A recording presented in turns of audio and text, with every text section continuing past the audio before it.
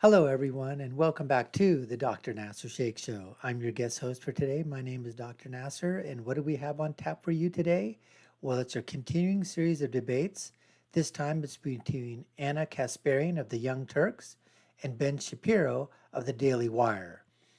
We're going to get into all of that, folks. But before we do that, I want to let you know that subscribe to the channel, hit that notification bell, like, share, and follow us. Put your comments below. Let's get to the debate between Ana and Ben. The Ben Shapiro Show Sunday special. I'm really excited to welcome to the program Ana Kasparian. Ana, thanks so much for stopping by. Really appreciate it. Thank you for having me. So first of all, we have to take on the elephant in the room. You are braving grave danger coming on a show like this one. So what's prompting you to actually join me on the show? Because it is hard to get people who disagree on shows like this one, for sure. Well, I think that it's important to talk to people you disagree with, debate and hash out some of the ideas that we have and the differences we have. I'm not afraid of my political views. I'm not afraid to admit when maybe I got something wrong in the past and maybe I've evolved on my political views. It's just really, really important in a functioning democracy to have Americans see one another as fellow Americans as opposed to an identity that needs to be super combative with a different identity. And I think that's what we've kind of turned into. You and I clearly have a lot of disagreements on policy, disagreements on culture, but it doesn't necessarily mean that you're an awful person. It doesn't mean that I should be afraid of you. If anything, I should prove that I genuinely believe my political views by engaging in these debates. If I can defend what I believe with actual facts, statistics, empirical evidence, well, that only proves that there's good reason to believe in the policies that I'm promoting. And it's easy to be in an echo chamber where everyone already agrees with you, but you're not really being challenged. So I like to be challenged. I like to put my political ideas to the test, and I think this is a good opportunity to do it. Yeah, this is one of the... This was really a nice intro here. I think she basically positioned herself very well to say, look, we have differing opinions, but this is a chance for me to voice my opinions to you, for you to voice your opinions back to me, see if there's some common ground. If there is, great. But at the end of the day, let's just, we don't have to agree on everything, but we don't have to be to the point where we're acrimonious, and just absolutely, hate each other. That's not what basically Ana is saying, that she's about. And that's why she agreed to come on for this debate. So I really applaud her because, as Ben basically said in the beginning, it is hard to get people that are on the left, progressives, to come on to shows because then they'll be saying, oh, you're a traitor. You're going to the other side. What are you doing? Don't go there. Don't give them a platform. Don't let them speak. We don't want to hear their opinions. It's that same echo chamber. And the same, I would say, for anybody on the right that doesn't want to go onto a show of the left. Although very rarely do people on the left invite people on the right to be on their shows. Anyways, let's continue. The things that I really like about you as a person. We actually got to know each other when we did a debate about a year ago, I think, over in Pennsylvania, and we were talking in the green room beforehand, and we got along as human beings. And one of the things that's nice about conversations like this is, again, what you say I think is super important, which is that the social fabric of the country is going to be built on the idea that people can have conversations like this, and yet it's considered so unusual and so crazy. Have you gotten any blowback for being willing to do conversations like this one? I have. I will say, it is a small portion of a very loud group of self-identified leftists on Twitter, for instance. They'll get very upset. They'll accuse me of platforming you, even though, I don't know if they notice, you've got a bit of a platform on your own. I don't need to help you in building a platform or platforming you. I think that there's this very real fear that in engaging in these conversations, you are legitimizing the other side.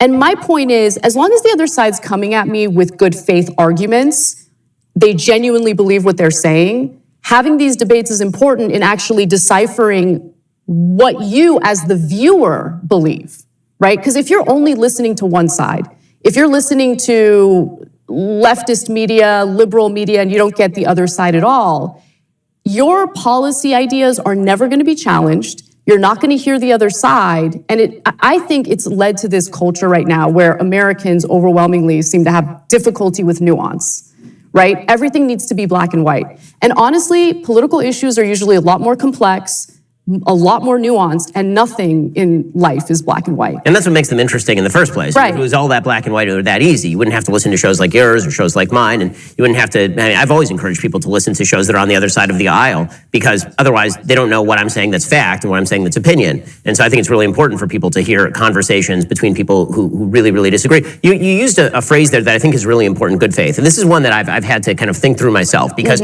obviously there are conversations that are not worth having. You'll have people online who will say, you should go talk to this person. You know this person happens to be, like dregs of the earth. And then you say, well, I don't really wish to talk to, and they say, well, you say you're willing to talk to pretty much anybody. So how do you draw that line? How do you draw the line between somebody who is worth talking to, somebody who's acting in good faith, and somebody who's not really acting in good faith? Well, I think the interaction that you and I had both before and during that debate was really important to me, in that it gave me a better idea and sense of who you are. One of the issues I've had in recent years is the the caricatures that are drawn of the other side. And I think the left does it, the right does it. So just kind of like lumping you in with, let's say, Tucker Carlson, lumping you in with, I don't know, someone else that I certainly don't think is coming at these debates from a good faith perspective. They're looking for clicks, they're looking to build their public persona. There's a lot of that going on. I just have to stop right here. She's saying, she's mentioned Tucker Carlson. She basically said they're looking for clicks. They're trying to build their persona. Everybody is trying to do that. Ana, you're trying to get clicks on TYT. You're trying to build your persona. You're trying to build your prestige, your power. Ben Shapiro is trying to do that through the Daily Wire. Hey, we're trying to do that here through the Dr. Nasir Shaikh show. We're small right now, just like these guys started out in the beginning.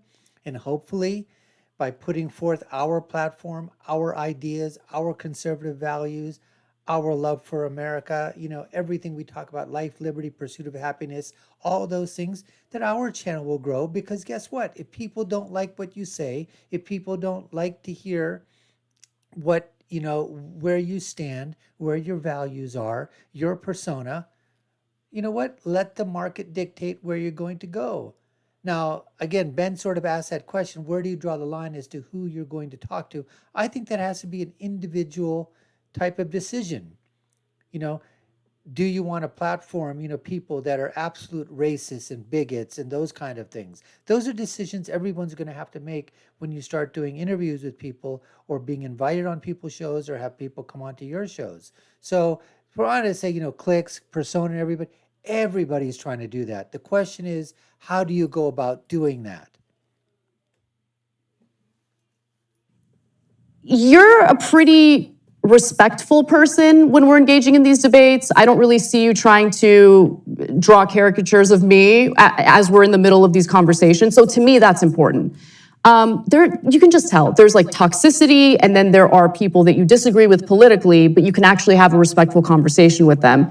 And because I had that experience with you, I was comfortable, again, having this experience today in hashing out our differences, but also talking about where there might be some similarities, where we want the country to go. Because this country's always had a variety of political ideas, political differences, but there was a time in America where people could engage in these debates, engage in these conversations, and leave feeling that mutual respect for one another, seeing each other as fellow Americans, as opposed to my enemy, the other side. We need to, crush them. We need to do this. I want to move away from that. And honestly, during the coronavirus pandemic, I've opened my mind up to some programming that I otherwise wouldn't have listened to. So, for instance, there's this show called The John and Ken Show. It airs in LA, but I think it's actually syndicated all over the country. And I like listening to it because there are a lot of perspectives in that show that I disagree with, but there have been moments where one of the hosts will say something that in the short term I might be offended by or angry about or whatever, but I have to do my due diligence. So I'll investigate it a little bit and think to myself, oh, well, actually, he had a point there. So I think the necessity for nuclear energy is a good example of that. Once I realized right now the technology for renewables isn't quite where we need it to be, where we can just give up fossil fuels and be okay, Well, a good clean energy solution to kind of close that gap, at least for now, would be nuclear. And you say that, and a lot of people on the left have a negative reaction to it, but I think it's partly because they're not typically exposed to other perspectives. Everyone's kind of in their own ideological bubble. It's a huge problem, in my opinion, and that's why I want to have conversations. And that's a great example. So I've always used nuclear energy as actually the litmus test on people who take climate change seriously. There are people on both sides who don't, right? There are people on the right who will say that it doesn't exist, that there has been no global warming over the course of the last 100 years, or who say that there is no anthropogenic global warming, it's entirely the fault of the sun.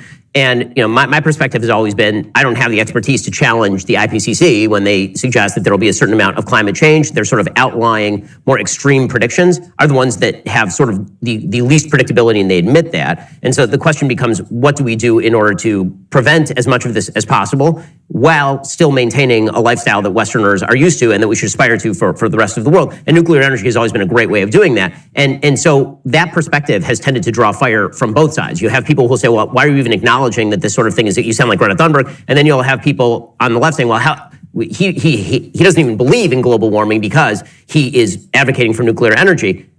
That sort of failure of nuance, I think, has really deleterious effects because it prevents us from accomplishing solutions that, if you and I can agree on a thing, it's a pretty good notion that that's a fairly commonsensical thing, because we disagree on so many things. That if we can agree on something like nuclear energy, then really there's not that much to argue about. And I mean, nuclear energy does not emit the type of climate emissions, climate-causing emissions that other fossil fuel, oil, natural gas, that definitely does have an impact. It contributes to the climate emergency. So anyone who is against nuclear energy, I think there are some points that are legitimate. So for instance, people are concerned about another Chernobyl. I totally understand that. But the technology has improved since then, better safeguards.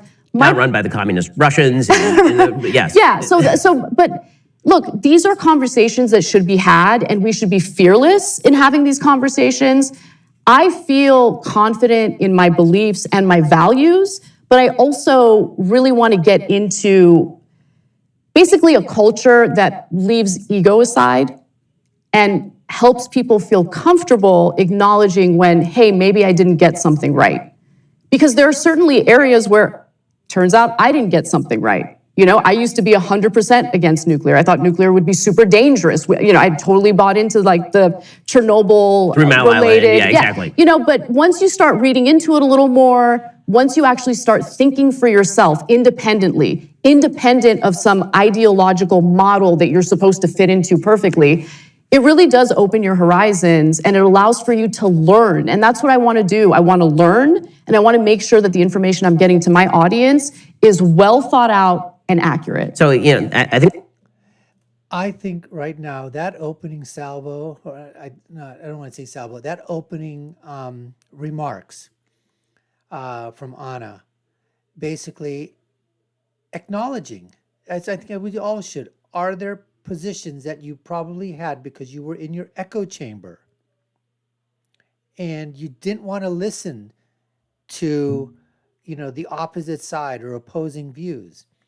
And she came out very succinctly and said, look, I've changed my views, or I've at least been able to acknowledge the fact that maybe I need to broaden my horizons on certain aspects of things. And she brought up nuclear power. And I think that having her come on a conservative show like this will allow others within the conservative movement, Republicans, people on the right, to say, you know what? And again, look, she's coming on there to, and I understand when you go back to your respective corners, like in the boxing, in the arena of politics, and you go back to your own corners, well, then, you know what? We obviously fall back on some of those, the rhetoric, the narrative, that we want to basically, present out there. And we do things and we get a little fiery and a little feisty and whatever, and a little brash and bold. And so Ana here basically is saying that, look, and I think she's presenting a very nice side of her. And I think that's a side that if you're sitting there talking, you were, just in a room together and you're having, these, discussions back and forth, I think everything is going to be fine without no one's throwing any insults. No one's, name calling, those kinds. It's not nasty. It's really, really nice. And for her to come out right away and basically say, hey, look, there are some places that I think we can agree on. There are some places where I have changed my mind on. And we're worlds apart on so many things, but are there some things that we can come together on? And if this is one of them, that's great. We might know how we're going to get to the end point, but we agree on at least a starting point, and let's grow from there. So in this regard here, I think it was a really nice opening piece here for part one. We thank you for watching. We're going to come and we're going to segment this entire thing. I think it was over almost an hour and a half long, a little bit over an hour and a half in total when the Daily Wire did this with Ana. So we're going to break this up into little pieces. So as I said, this is part one. We thank you for watching, and you've been watching the Dr. Nasir Shaikh Show. I've been your guest host. My name is Dr. Nasir. If you haven't done so already, subscribe to the channel, hit that notification bell, like, share, and follow us. That's how we're going to grow with the algorithms. That's how we're going to be able to put this content out for you. We really appreciate it. I'll leave you with my final thought, which is, when you're right, you're right. And when you're left, you're wrong. We'll see you again next time, folks. Take care and stay safe.